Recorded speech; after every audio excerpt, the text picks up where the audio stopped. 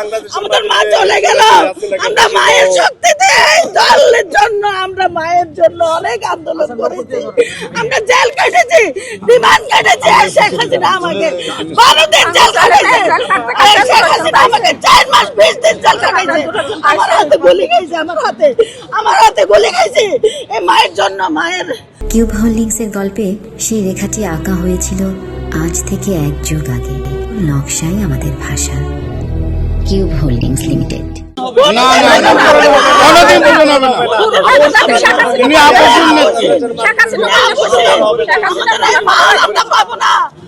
আগামী 100 বছরও পূরণ হবে না।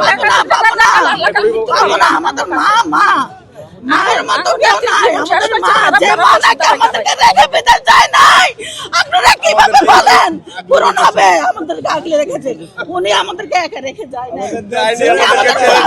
জেলে গেছি, আমাদের খোঁজ খবর নিয়েছে, উনি অনেক কষ্ট করেছে।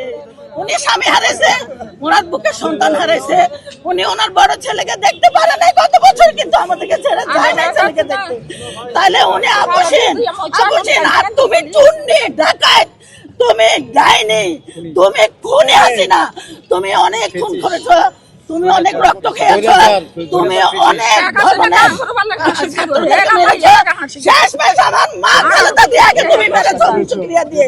তোমার ফাঁসি চাই। ডাক্তার ইউনূস স্যারের কাছে আমাদের একটাই অনুরোধ, তাকে এনে ফাঁসি দেওয়া হোক অতি তাড়াতাড়ি।